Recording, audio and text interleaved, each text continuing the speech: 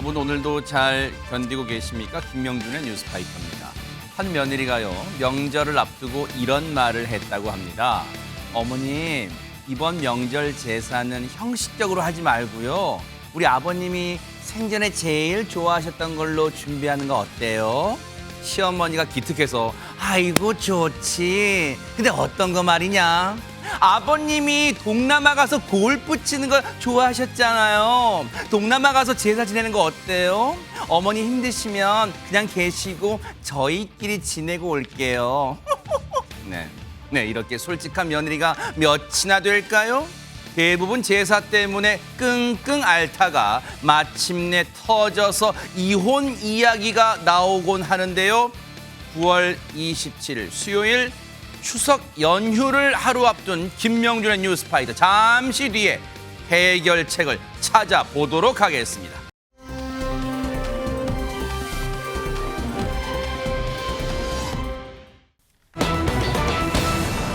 왜 그런 말 있잖아요. 그 사람은 말이야, 사람은 괜찮은데 그놈의 술이 문제야. 뭐 이런 말 있는데 이제는요, 이런 말 자체가 사라져야 될 것 같습니다. 김묘성 기자님. 네, 그렇습니다. 술이 문제인지 사람이 문제인지 영상을 보시면서 확인이 가능할 텐데요. 정말 답답하고 황당합니다.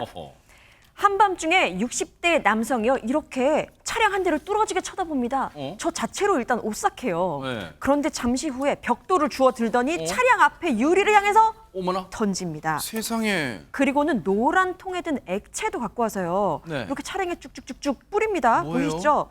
근데 저게 인화성 물질이에요. 어머나.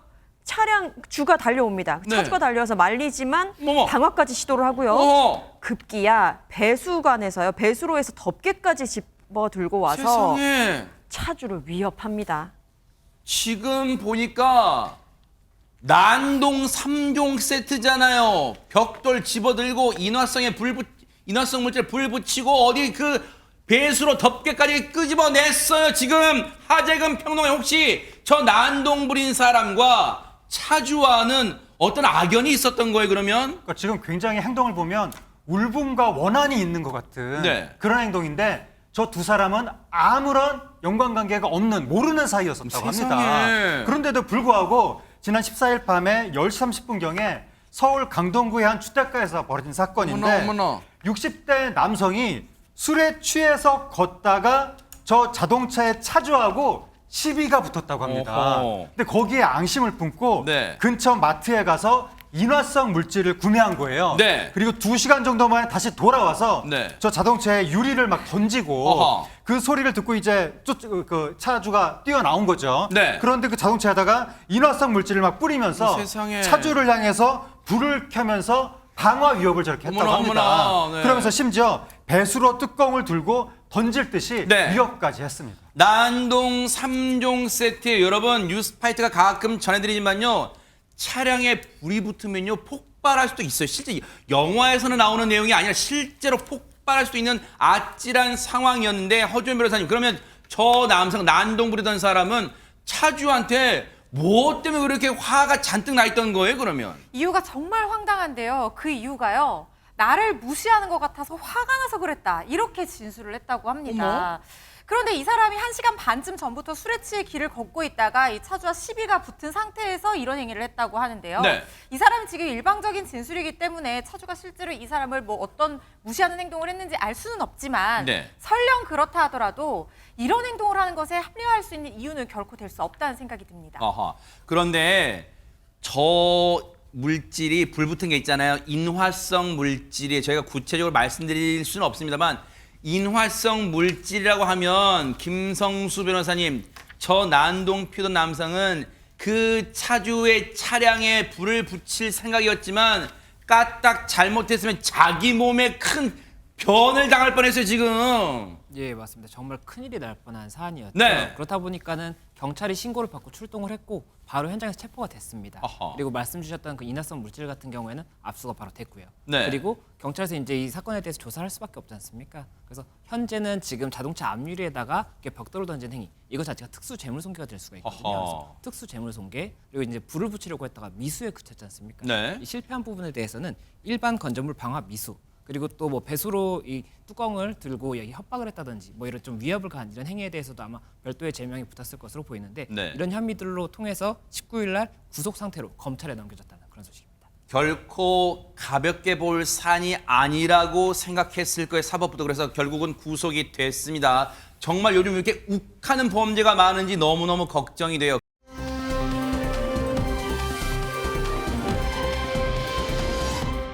그런가 하면 세상에 또 이번 소식도요. 그놈의 술인가요 또? 전야연 평론가님. 진짜 그놈의 술이 문제네요. 도로 연석 들이받고도 도주하는 차량이 있습니다. 누가 봐도 음주운전이 의심됐는데 네. 신고를 받고 경찰차가 출동했는데도 멈추지 않았습니다. 그 영상 함께 보시겠습니다. 아하. 음주 차량이 있다는 신고 전화를 받고 수찰차가 출동했습니다. 네. 음주 차량 발견하고 뒤쫓기 시작하는데요. 신호에 걸려 멈춰선 음주 차량 옆을 순찰차가 막아보는데 어머. 계속 교묘하게 빠져나갑니다. 아하, 저 차량이네. 위험천만하게 자 유턴까지 하고 있고요. 다른 차량과 충돌하면서 대형 사고로 이어질 가능성이 있죠. 운전자 이성을 잃은 것으로 보입니다. 도주 이어가다가 지금 보시면 어떻게 됐냐? 가로수를 들이받았어요. 아하. 그리고 자세히 보시면 그 주변을 차량들이 에워싸기 시작하는데 어머 자세히 보시면 네. 순찰차가 아닙니다. 아하. 순찰차가 도착하기 전에 다른 시민들이 이 음주운전 의심 차량 도주로를 막아준 겁니다. 아하, 저렇게 가로수까지 들이받았지만 조금 직전의 상황까지 보면 계속해서 도주를 일삼았으니까 행여나 또 현장에서 도주할까봐 시민분들이 한순간 어벤져스가 된 것 같다 그런 생각이 드는데, 일단 김묘성 기자님, 주변의 분들 아까 보면 아찔한 순간 많았단 말이에요. 혹시 다치신 분은 안 계실까요? 그러니까요. 많은 분들이 용기를 내서 선의로 도와주셨는데 혹시 그 과정에서 다치진 않았을까 걱정도 됐는데 네. 천만다행으로 인명피해는 없었다고 합니다. 아하. 좀 시간순으로 말씀을 드리면요. 이게 지난 8일 0시 59분에 신고를 접수하고 경찰차가 바로 출동한 그 영상이거든요. 근데 이게 도주 4분 만에 바로 검거가 됐어요. 아하. 그러니까 그냥 봤을 때는 4분 굉장히 빠른 시간에 검거를 했으니까 별일이 없었겠지 생각할 수도 있지만 영상을 보셨던 것처럼 굉장히 긴박했습니다. 네. 음주운전자는 30대 남성이었고요. 도로 연석 부딪히고 다른 차량 부딪히고 가로수를 들이받는 그런 사고가 연이어서 발생을 했고요. 네. 다른 차량도 충돌하면서 굉장히 지그재그로 도주를 하면서 위험천만한 상황이 있었지만 네. 그나마 다행으로 인명피해는 발생하지 않았습니다. 어떻게 하다 보니까 참 시민들과 함께 합동작전을 펼친 그러니까요. 결과 이렇게 검거를 할 수 있지 않았나 싶습니다. 저 운전자 진짜 하마터면요, 자신의 음주운전 자체도 큰 벌이지만, 큰 죄지만 지나가던 행인을 치었으면 어쩔 뻔했는데 대체 얼마나 술을 퍼마셨기에 저렇게 진짜 저런 무모한 행동을 하는 겁니까, 허지연 변호사님? 이 음주운전자 혈중 알코올 농도가요, 무려 0.146%로 측정이 됐다고 합니다. 면허 취소가 0.08%만 돼도 취소니까 취소 수준을 훌쩍 넘는 그야말로 만취 상태였다, 제정신이 아닌 상태였다 이렇게 보시면 될 것 같고요. 네. 물론 이게 뭐 몸무게라든가 해동량에 따라서 얼마나 취했는지는 차이가 날 수 있지만 이 정도면 거의 그냥 뭐 분간을 못하는 수준이 될 수도 있습니다. 그러니까 저런 행동을 했다는 생각이 들고요.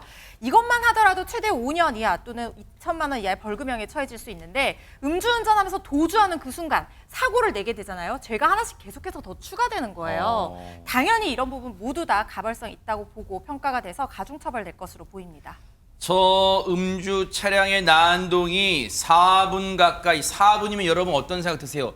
굉장히 긴 시간이면 노래 한 곡을 다 들어야 끝나는 시간이에요. 근데 그 사이에 이렇게 검거할 수 있었던 데는요, 최초의 신고를 해주신 분, 제보해 주신 분, 그리고 앞서 보셨죠, 어벤져스처럼 도주로를 막아주신 시민분들 덕분인데요. 관련 얘기 들어보시고 이어가 보도록 하겠습니다. 검정 차량이 연석을 들이받고 앉아있다가 도주 이렇게 신고가 들어왔습니다. 정지 하차를 요구했어요. 정지 불응하고 도주하면서 차차로에서 정차 중이던 차량을 충격을 하고요. 아무런 구호 없이 또 도망을 갔어요. 시민들이 우리 뭐 경찰 일이라고 나몰라라 안 하시고 구조 차량을 검거하는 데 도움을 주셔갖고 진짜 고맙다는 말씀을 다시 한번 드리고 싶습니다. 사람이 다칠 수 있었고 큰 사고로 이어질 수가 있었습니다. 시민들이 안 도와줬으면은 저희들도 많은 시간도 지체됐을 것이고 검거에 애를 먹었을 건데 시민들까지 도와주셔갖고 큰 사고 없이 해갖고 참 다행이라고 생각합니다.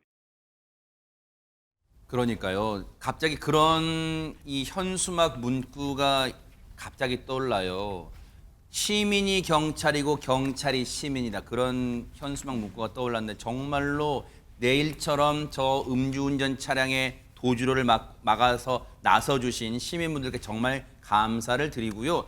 정말 이 땅에서 대한민국 땅에서 음주운전 그 네 글자가 완전히 사라지는 그날까지 뉴스파이터도 바짝 눈 부릅뜨고 따라붙어 보도록 하겠습니다.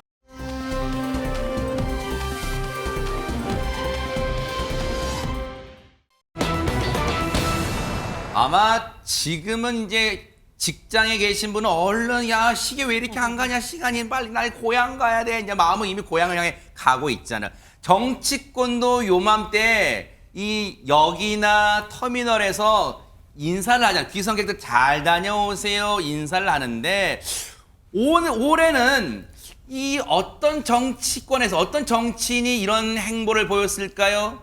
궁금한데요. 영상 보시고 이어가 보도록 하겠습니다.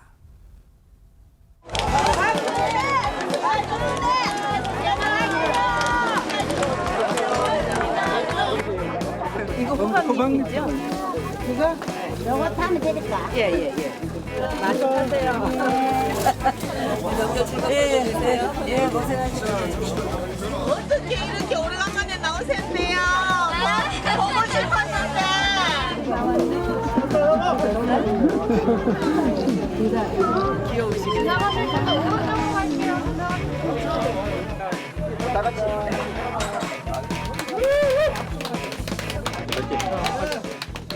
건강도 안 좋고 뭐 이런 일도 많이 늦어졌어요. 근데 이제 추석이 가까워서 추석 장도 볼 겸 여기 또 여러분 뵙고 그럴 겸 해서 누군가 했더니 김묘성 기자님 박근혜 전 대통령입니다. 네, 그렇습니다. 올해로 벌써 세 번째 공개 외출이더라고요. 하나씩 짚어보자면 네네. 지난 4월이죠. 대구 팔공산의 동화사를 찾았었고요. 어허. 그땐 귀향 1년 만에 외출이어서 또 화제가 됐었고요. 아, 네. 지난달에는 박정희 전 대통령 생가에 갔었죠.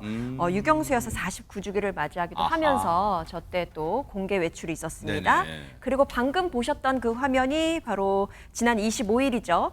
대구 달성군 현풍시장에 들러서 장을 보는 모습이 이렇게 또 공개가 됐는데요. 네. 보시는 것처럼 지금 얇은 베이지색 셔츠 그리고 긴 청치마를 입었습니다. 그리고 신발은 흰 운동화를 신어서 네. 딱 정말 재래시장 가기에 딱 맞는 그러네. 그 복장으로 또 화제가 됐고요. 네. 트레이드 마크라고 할 수 있는 올림머리 빼놓지 않았습니다. 네. 전날 보니까요. 바로 그 방문 당일에 5일장이 열리던 날이었어요. 그래서 뭐 어묵, 고구마 줄기, 호박잎, 국화빵 이런 걸 현금으로 직접 이렇게 구매를 하면서 상인들과 소통도 했고 보셨던 것처럼 정말 많은 분들의 환대를 받았거든요. 네. 아이랑도 소통하고 상인이랑도 소통하면서 또 네. 보니까 그 인터뷰도 응하셨더라고요. 어허. 네, 인상 깊은 장면들이 많이 공개가 됐습니다. 네. 그 조금 전에 공개 행보 세 장면 그 사진만 보면요. 허주연 변호사님 확실히 공통점은 있네요. 일단 헤어스타일도 있고 그리고 이 재킷도 있습니다만 그 다음 장면 세 장면 있죠. 그거 한번 보여주세요. 그거 보시면 보세요. 이 카라가 우리 카라라고 하는 거잖아요. 카라. 이 카라가 있는 옷을 좀 즐겨 입는 것 같아요. 근데 보는 재킷을 입을 때도 이제 안에는 좀 그런 옷을 입는 것 같은데 확실히 올림머리는 진짜 눈에 띄는 것 같습니다. 그리고 또 하나 눈에 띄는 게 있습니다. 저는 박 전 대통령이 한 10년은 젊어지신 것 같아요. 그래요? 표정이 너무 밝아지셨어요. 방금 앞에 저희 사진 보신 거 보면은 동화사 방문했을 때나 박정희 전 대통령 생가 방문했을 때 저렇게 웃는 표정 아니셨거든요. 그런데 지금 보세요. 정말 환하게 웃고 계시잖아요. 그리고 전날 현풍시장에 미리 이제 박 전 대통령이 방문한다는 얘기를 듣고 상인들이 엄청나게 많이 나왔었어요. 그래서 통로가 정말 좁고 저기가 5일장이 열리는 곳이어서 굉장히 이제 그렇게 막 북적북적한 곳이거든요. 있거든요. 어허. 그 좁은 통로도 부축 하나 없이 지팡이 짚지 않고 저렇게 빠른 걸음으로 활동적으로 움직이시는 모습. 역시 대구의 딸이어서 그런지 저거 좀 잘 아시네요, 좀. 네. 네, 그러니까 제가 이제 달서구에 또 이제 살고 있기 아, 때문에 그래요? 저기서 어허. 멀지가 않습니다. 오. 그런데 저 시장이 그 박 전 대통령 사저가 있는 달성군에서 차로 5분 정도 떨어진 현풍시장이라는 그래요? 정확하게 현풍 백년 도깨비 시장이라는 곳인데요. 어허. 상인들이 끝자리가 5일, 0일 이렇게 할 때마다 나와서 물건도 팔고 하는 굉장히 활기찬 지역 시장이거든요. 네. 근데 원래 박 전 대통령이 이제 현역 국회의원 시절에도 저 장을 많이 방문을 하셨었어요. 네. 그래서 좀 익숙한 곳이기도 하고 그래서 이제 지역 주민들이 아직까지는 대구에서 이 박 전 대통령이 가지는 상징성이나 영향력이 굉장히 건재합니다. 네. 그래서 이제 박 전 대통령 오랜만에 나오니까 다들 반가워하면서 너무 아름다워지셨다. 왜 이렇게 이제 늦게 나오셨냐 이렇게 네. 안부 인사 건네기도 하고 박 전 대통령도 저렇게 웃는 낯으로 화답하고 현금 직접 꺼내서 진짜 추석 장 보듯이 물건도 직접 사고 하는 모습이 굉장히 인상 깊었다는 생각이 드는데요. 네. 근데 사실 이게 행보가 예고가 됐었어요. 아, 그래요? 지난 4월에 대구 동화사 방문했을 때 유영하 변호사 최측근이잖아요. 유 변호사가 곧 이제 현풍시장에 외출할 일이 생길 것 같다 이렇게 얘기를 했었거든요. 그랬어요? 네. 그런 얘기가 나오고 나서 기대감이 고조되다가 지금 5개월 만에 추석 명절 맞이 장을 보러 나온 것으로 보입니다.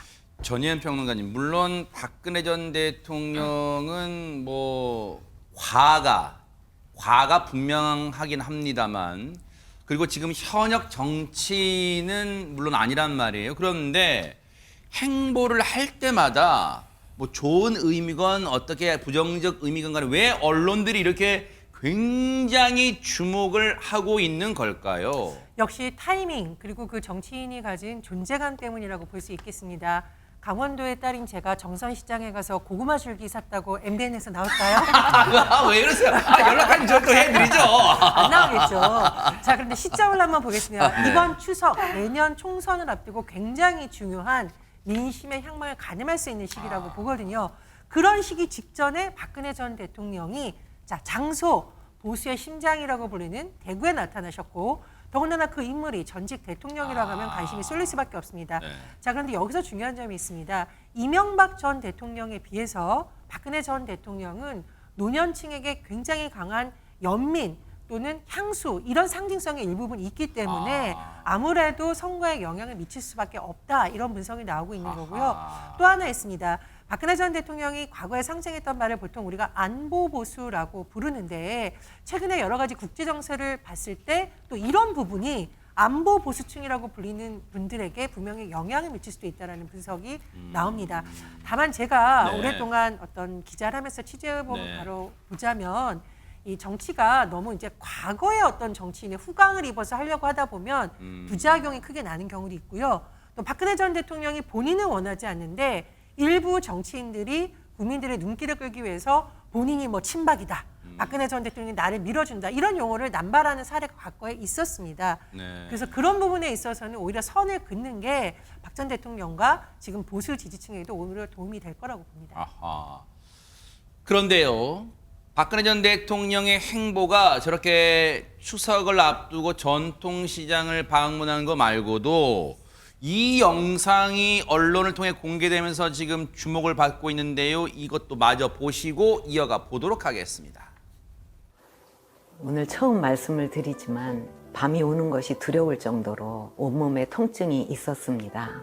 칼로 베는 것 같은, 불로 지지는 것 같은 그런 통증 때문에 밤에 1시간도 제대로 자지 못한 때도 많았습니다. 개인적으로 내년 총선에 별 계획이 없습니다. 저의 그 명예 회복을 위한 것이고 연관이 된 것이라는 이런 얘기는 하지 않았으면 합니다. 과거 인연은 과거 인연으로 지나갔으면 좋겠습니다.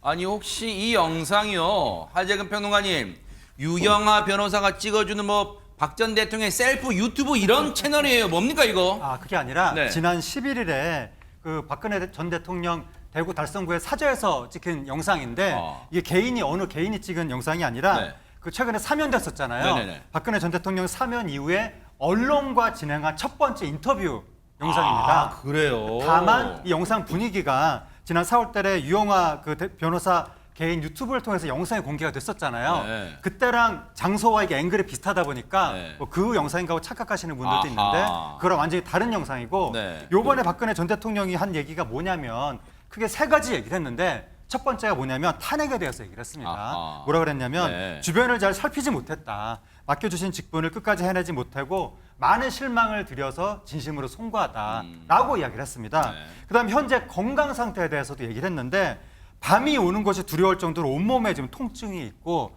칼로 베고 불로 지지는 것 같은 통증 때문에 1시간도 제대로 못 잔 때가 많았다. 이렇게 얘기를 했습니다. 네. 또 세 번째로 얘기를 한 게 뭐냐면 네. 총선에 대해서 얘기를 했는데 어허. 개인적으로 내년 총선에 별 계획이 없다. 네. 정치적으로 친박은 없다고 이미 여러 차례 얘기했고 과거 인연은 과거 인연으로 지나갔으면 좋겠다라고 박근혜 전 대통령의 총선 역할론에 대해서 일축하면서 또 뭐라고 그랬냐면 누군가가 이번에 정치를 다시 시작하면서 이것이 나의 명예 회복을 위한 것이라고 얘기 안 했으면 좋겠다. 그러니까 내일은 팔지 말아라. 그러네요. 네, 그렇게 얘기한 것 같습니다. 분명히 선을 그으려고 하고 있어요. 박근혜 전 대통령. 그런데 앞서 우리 전현 평론가님 그 표현처럼 김성수 변호사님 정말 타이밍이 절묘해요. 추석을 앞두고 분명히 추석 차례상에 정치권 얘기가 분명히 오르고 내릴 거란 말이에요. 근데 그 추석 명절을 앞두고 전통시장 갔죠. 한 언론과 영상 인터뷰 그 공개됐죠. 뭔가 행간에 숨은 메시지가 있을까요? 어떻습니까? 예, 만약에 행간에 숨은 메시지가 있다고 하더라도 그거를 저희가 뭐 단정을 짓기는 조금 부담이 되는 부분이 있는 것 같습니다. 네. 다만 지금 박근혜 전 대통령이 이렇게 이야기를 한 것처럼 정치적 친박은 없다. 그리고 총선에 대해서 별다른 계획은 없다라고 이야기를 하는 점을 봤을 때는 총선에서 지금 역할론이 계속 나오고 있거든요. 그런 부분들에 대해서 조금 선을 긋는 부분이 아닌가 이런 생각이 들고 네. 그리고 그 인연과 관련해서는 과거의 인연은 과거의 인연으로 지나갔으면 좋겠다라고 하면서 네. 정치를 다시 시작하면서 저와 연관된 저의 명예를 위한 것이다. 이런 이야기는 하지 않았으면 좋겠다라고 하는 것을 봤을 때는 네. 만약에 그런 좀 우려가 있는 분들에 대해서는 그렇게 하지 말라는 메시지를 전하는 그런 취지가 아닌가 생각이 듭니다. 아하. 시청자분들도 그렇게 생각하실 수도 있어요. 아니 총선과 연관짓지 말아달라면 그냥 인터뷰도 응하지 말고 가만히 있으면 될 것을 왜 갑자기 영상 또 얼굴이 드러나는 영상 인터뷰를 해가지고 또 여러 가지 많은 생각들을 하게 만드는 걸까라고 생각하시는 분도 계실 수 있을 것 같아요. 그런데 이 해당 언론 인터뷰에서 영상 인터뷰에서요 박근혜 전 대통령이 언급한 내용이 또 하나 있습니다. 한번 들어보시고 이어가 보도록 하겠습니다. 대통령이 당선된 후에 청와대로 들어오면서 사적인 심부름을 할 사람이 없었습니다. 제가 여성이니까 또 이렇게 막 비서관들한테 이제 시키기 조금 어려운 것들이 있지 않겠습니까? 그래서 그 최서원 원장이 청와대에 드나들면서 심부름을 하게 된 것입니다. K 스포츠 재단 또 미르 재단 이사진을 최 원장으로부터 추천받은 것은 사실이지만 검증을 거쳤고 그게 크게 문제가 될 거라고는 생각지 못했습니다. 하지만 이 모든 게 주변을 제대로 관리하지 못한 제 불찰이라 정말 국민 여러분께 진심으로 사과의 말씀을 드립니다. 바로 이것 때문에 그런 생각 하시는 분이 많으실 것 같아요. 왜냐하면 전현 평론가님 이 영상 인터뷰를 통해서 말하고자 한 주제가 상당히 무겁고 광범위한 게 자신의 탄핵뿐만 아니라 지금 보세요. 최서원 원장이라면 우리가 그 개명전에 최순실 원장 그 사람을 얘기하는 거잖아요 지금. 그런데 저는 박근혜 전 대통령의 이 발언이 여러 가지 측면의 해석이 나올 수밖에 없다고 생각을 합니다. 일단 탄핵에 대해서 제 불찰이라고 얘기는 했습니다. 즉 박근혜 전 대통령이 전면에 나서다 보면 어떤 정치적 논란이 일어날 수 있느냐, 탄핵을 부정하는 것이냐, 그리고 국민의힘은 도대체 어떤 입장이냐 이런 논란이 제기될 수밖에 없다 보니까 탄핵은 제 불찰이라고 인정은 했는데 다만 그 워딩이라고 하죠. 단어를 자세히 보시면 네. 주변을 관리하지 못한 제 불찰이라고 나오거든요. 즉 여러 가지 논란이 됐던 국정농단이라는 이 사안은 최순실, 지금의 최서원 씨가 어떻게 보면은 주책임이 있고 나는 그 사람을 관리하지 못한 책임이 있다 정도로기 때문에 제가 보기에는 여전히 정치적인 논란이 많을 수 있다는 메시지를 들고요. 특히 지난 13일에 김기현 국민의힘 대표가 박근혜 전 대통령을 직접 찾았습니다. 당시에 총선을 김기현 대표가 언급을 했어요. 보수가 대단결해야 된다는 식으로 했을 때 박근혜 전 대통령이 모호한 표현을 썼거든요. 여당 대표로서 든든하고 잘 될 것 같다. 그렇다 보니 여전히 이른바 보수 빅텐트론 혹은 박근혜 전 대통령이 총선에서 간접적으로나마 국민의힘 지원에 나서는 것 아니냐 이런 해석이 나오는 것으로 보입니다. 옛 시조에 이런 구절이 있습니다. 수욕 정의 풍부지. 나무는 가만히 있으려고 하는데도 바람이 가만히 두지 않는다는 그런 의미인데요. 박근혜 전 대통령이 총선에 아무런 영향을 미치고 싶지 않다는 자신의 생각 그리고 의지가 정말로 진실성 있게 진정성 있게 받아들여지려면 정말로 앞으로 몇 달 남은 행보 동안 그 누가 찾아와도 만남을 정치적 만남 갖거나 그러지 않는 행보가 보여질 때 정말로 오늘 공개했던 이 인터뷰 영상이 진정성으로 다가가지 않을까 그런 생각해 봅니다. 앞으로의 어떤 행보가 또 벌어질지 한번 눈 부릅뜨고 따라붙어 보도록 하겠습니다.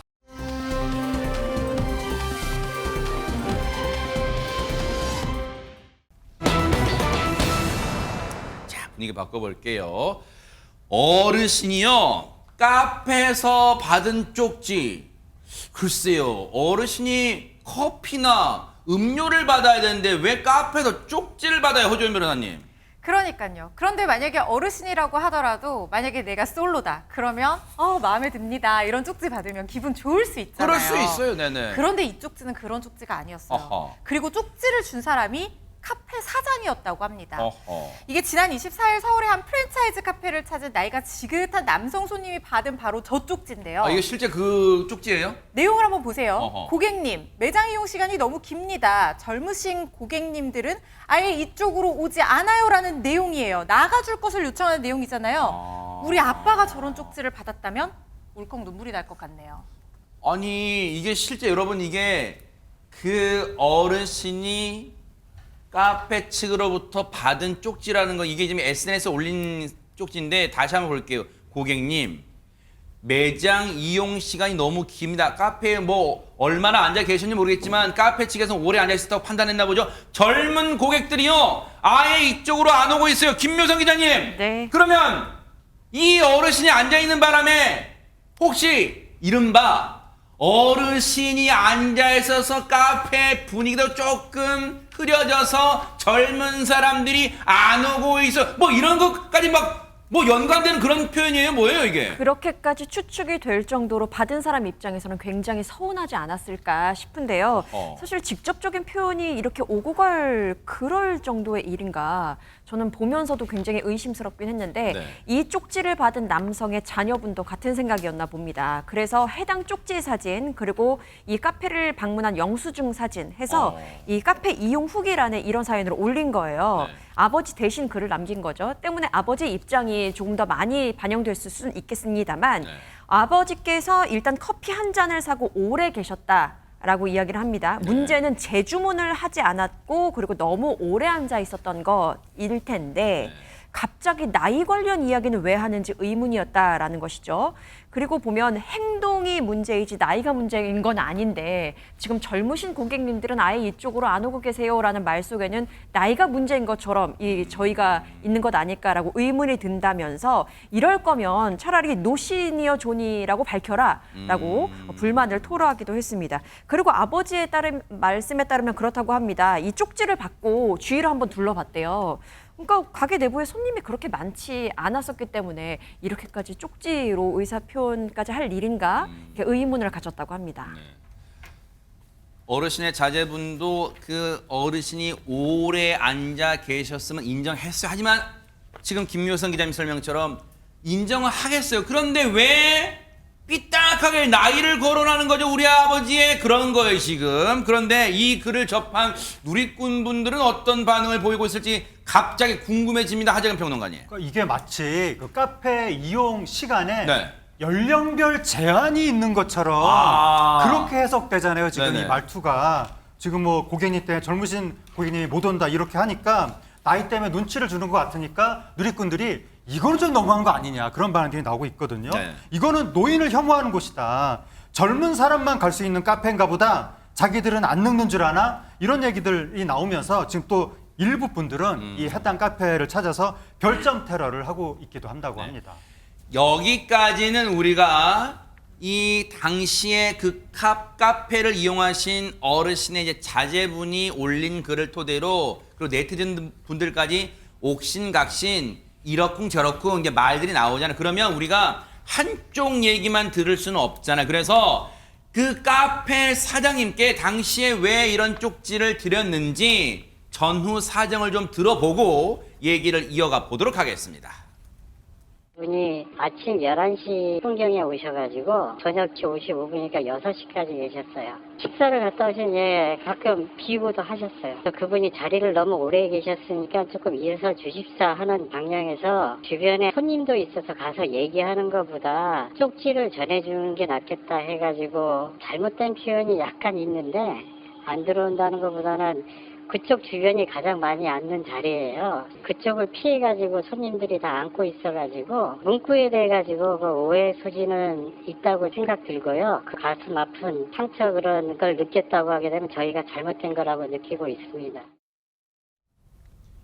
전현 평론가님, 카페 사장님은 저희 제작진과의 인터뷰에서 지금 들으신 것처럼 오해를 불러일으킬 만한 표현 그리고 그 표현이 있었음을 인정했고 그 표현이 또 그 해당 어르신에게 불쾌감 또 가족분에게 불쾌감을 주는 것까지도 다 인정했어요. 근데 이런 것도 느껴지긴 해요. 꼭 이제 이 어르신의 경우만 말하는 건 아니니까 그 어르신의 가족분은 오해하지 마세요.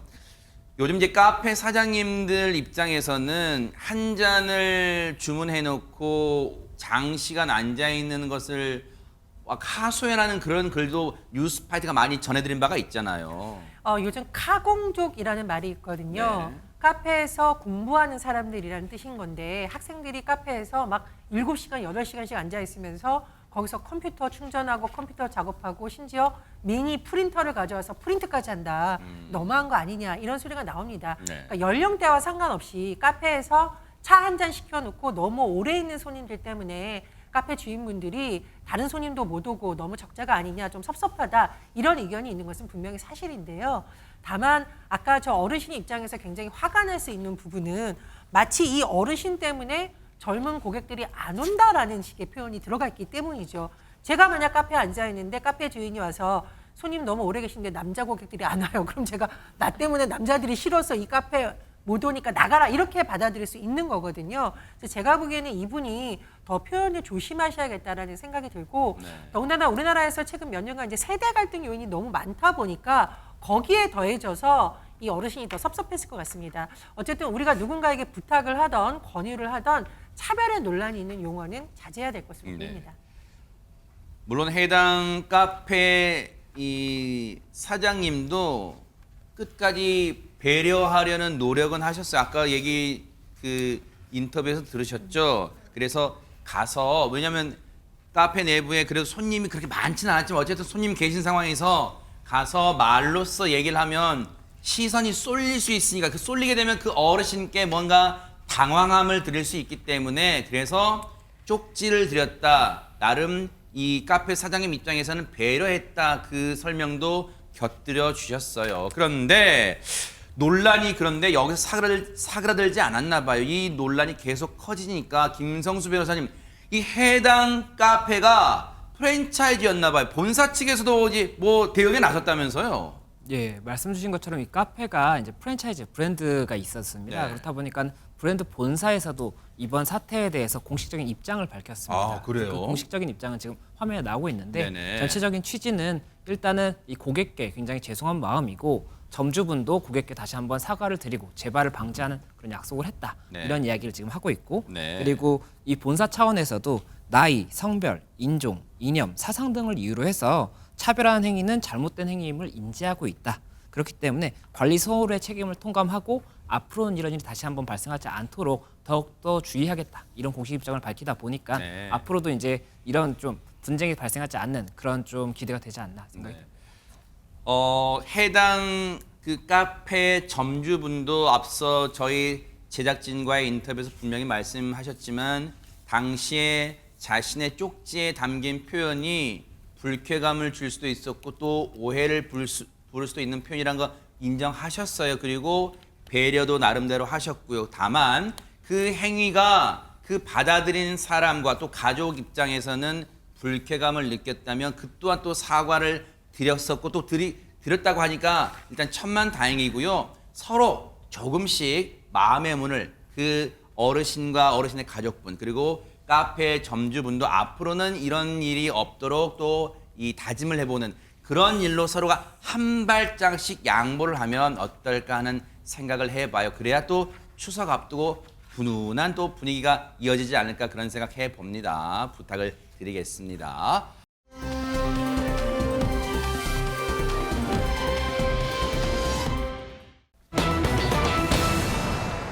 오빠에게로 또다시 혹시 허준 변호사님 MBN의 새로운 로맨틱 드라마 제목이에요? MBN의 새로운 로맨틱 드라마는 아니지만 네. MBN의 새로운 오빠들이 찾아온다고 하는데요. 네. 우리가 그 시절 사랑했던 오빠들을 찾고 있는 사연인데요. 아하. 그 전에 오빠에게로 또다시 이 얘기를 하려면 네. 우리가 이 노래부터 일단 무조건 우리 시청자분들도 듣고 오셔야 됩니다. 진짜예요? 어떤 노래인지 한번 만나보시겠습니다. 너에게로 또다시 돌아오기까지가 왜 이리 힘들었을까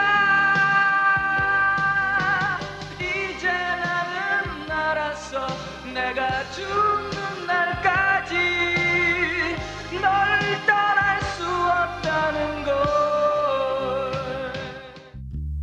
청바지가 잘 어울리는 여자 밥을 많이 먹어도 배 안 나오는 여자 내 얘기가 재미없어도 웃어주는 여자 난 그런 여자가 좋더라.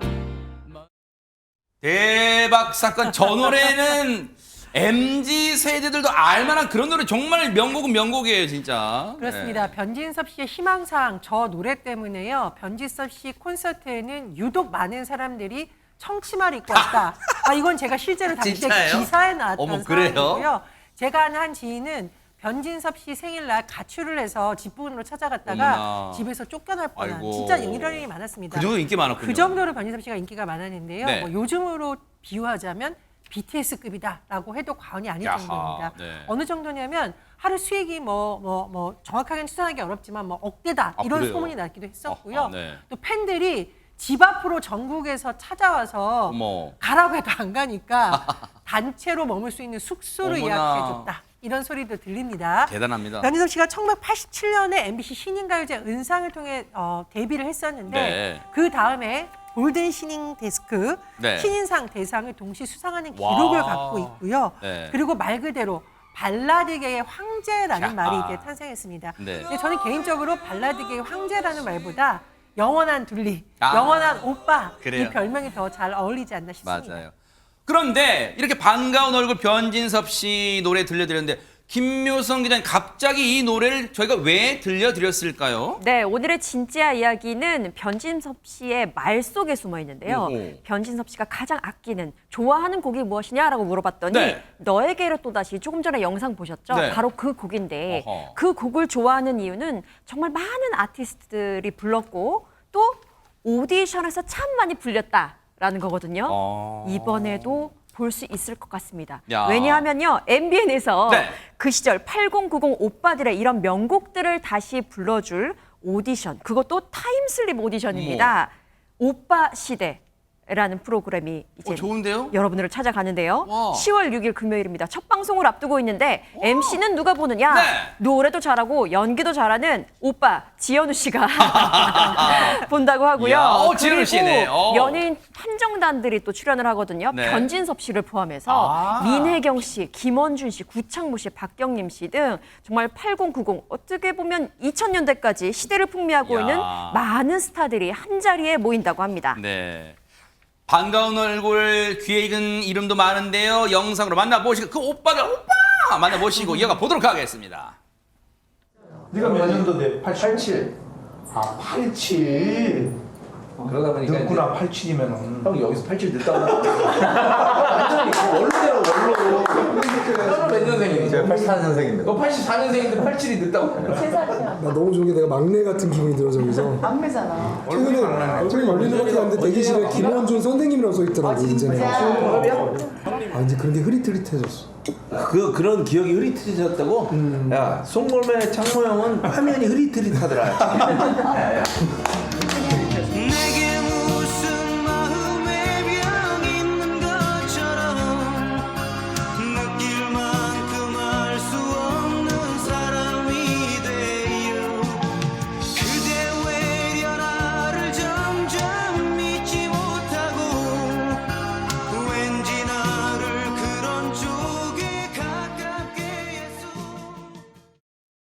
아, 구창모 씨 지금 봐도 잘생겼어. 근데 저 세 분이 앉아서 너 언제 데뷔했어 했는데 87년 데뷔를 구창모 씨가 늦다고 하는데 대박 사건입니다. 김성수 변호사님. 예, 맞습니다. 87년도에 데뷔한 분이 이제 변진섭 씨예요. 변진섭 씨 같은 경우도 저도 84년생이거든요. 84년생이 제가 봤을 때 저 4살 때 데뷔했던 분이고 제가 네. 어릴 때 저희 이모가 이 노래를 많이 따라 불렀던 그런 기억이 나는 네. 분인데 네. 이 구창모 씨 같은 경우에는 워낙 그 이전에 데뷔를 하셨었고 약간 록의 전설이라고 했던 그런 분이다 보니까 아하. 87년이 굉장히 늦어 보이는 거죠. 그리고 이 구창모 씨 같은 경우도 그렇지만 지금 이제 세 분의 지금 오빠지기들이 일단 소개가 되고 있는데 뭐 김원준 씨 같은 경우에도 그 당시에 제가 초등학교 때 텔레비를 보면서 와 정말 잘생겼다 이렇게 생각을 했던 분이거든요. 아하. 김원준 씨 같은 경우에는 나이도 하나도 들지 않으신 것 같더라고요. 네. 그래서 그렇다 보니까는 이렇게 굉장히 그립고 전설적인 이런 분들이 진행하는 이 프로그램이 어떤 야. 프로그램인지 아무래도 관심이 가지 않을까. 그러겠네요. 원조 오빠들이에요, 이분들이. 근데 이분들이 기억하는 8090 그때는 어떤 기억으로 남아있을까요, 허준 변호사님?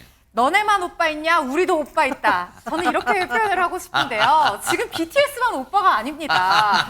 구창모 씨 지금 뭐 데뷔는 87년생이지만 송골매는 사실 워낙 전설이잖아요. 근데 초창기 때 여고 축제에 갔는데 난리가 나서 그 축제장에서 3시간 동안 빠져나오질 못했다는 거예요. 네. 심지어 배철수 씨 소녀팬 둘러싸여가지고 목걸이, 머리카락 다 뜯겨서 그때 이후로 머리숱이 좀 부족하다는 그런 얘기가 나올 정도로 네. 인기가 대단했다고 하고요. 네. 그리고 우리 원준 오빠, 이 김원준 오빠는 저의 첫사랑입니다. 아하. 제가 진짜 초등학교 때 네. 뒤에서 대걸레 해가지고 원준 오빠 노래 부르고 이랬던 기억 초등학교 때 저 너무 생생하거든요. 맞아요. 치마바지. 저 패션, 저 진짜. 치마바지 패션이요. 정말 X세대의 상징처럼 그때 좀 잘 나간다는 오빠들은 다 저렇게 치마바지 입고 다니는 걸 유행시킬 정도로 남자들은 정말 다 대단한... 욕했어요. 네. 너무 멋있었어요.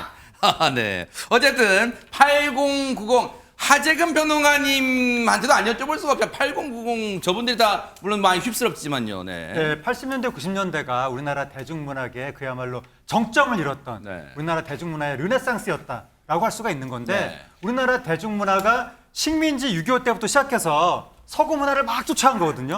서구 문화가 여기 있는데 우리가 이렇게 막 쫓아가기 시작한 거예요. 거의 따라잡기 시작했던 때가 80년대고 완전히 따라잡은 게 90년대거든요. 그러니까 80년대, 90년대 우리가 비로소 서구식 문화를 누리게 되면서 네. 뭐 발라드, 락, 아이돌, 뭐 힙합, R&B 그게 다 그때 형성이 되는 거고 네. 그리고 80년대부터 우리가 그때 삼조호황 경제가 이제 성장이 되면서 네. 문화적으로 따라잡고 경제적 호황이 맞물리니까 이제 여러 가지 가수들이 대폭발을 하게 된 것이고 막 100만 장, 200만 장 밀리언셀러의 시대가 됐던 것이죠. 아하, 네. 그때 젊은 시절을 보냈던 사람들이 오늘날 한류를 이끄는 각 기획사의 대표들 네.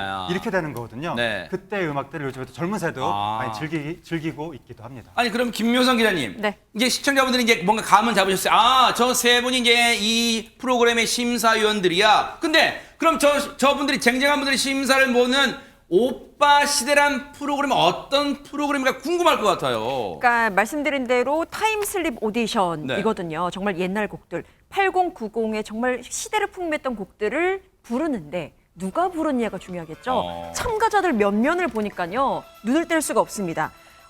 성악 오디션 프로그램 출신으로 이미 스타덤에 오른 분이죠. 박현수 씨가 함께하고요. 김바울 씨, 이별이 씨를 네. 비롯해서 연애 프로그램으로 이제 인플루언서에 오른 정재후 씨, 그리고 돌싱글스2에 나왔던 싱글데디 이덕연 씨, 그리고 임영웅, 송가인 씨의 보컬 트레이너로 알려진 장우람 씨도 참가를 합니다. 지금 네. 참가자들의 영상이 계속해서 올라오고 있거든요. 아하, 네. 그걸 보는 것도 또 쏠쏠한 재미입니다. 네. 쟁쟁한 실력자들 총 58팀, 58팀이 아하. 2023년 새로운 오빠에 도전할 예정입니다. 멋지네요. 그럼 이 참가자들이 부른 800 명곡 맛배기로 살짝 보시고 이어가 보도록 하겠습니다. 오빠!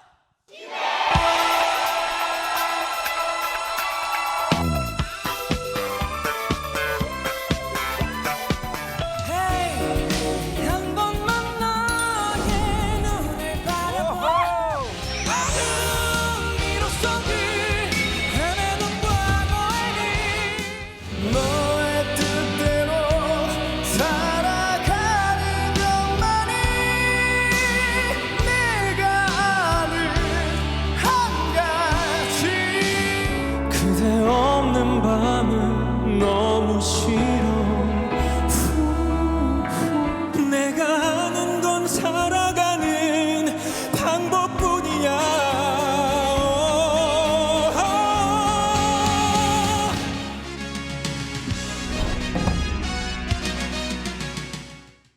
오빠 시댁 추석 보내고 10월 6일 9시 10분 첫 방송입니다. 본방사수 부탁드리겠습니다. 기대하겠습니다.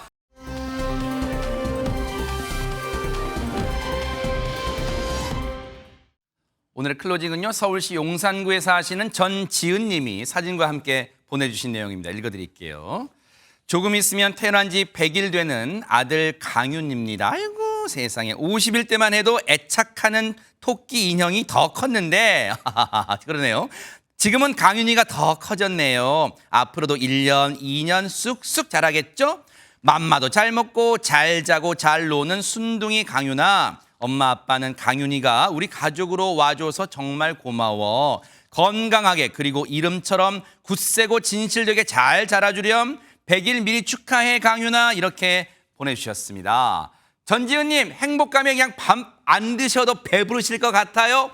강윤이 100일 미리 축하드립니다. 김명준의 뉴스파이터 여기서 마치겠습니다. 저희는 추석 연휴 마지막 날 10월 3일 개천절에 찾아뵙겠습니다. 고맙습니다.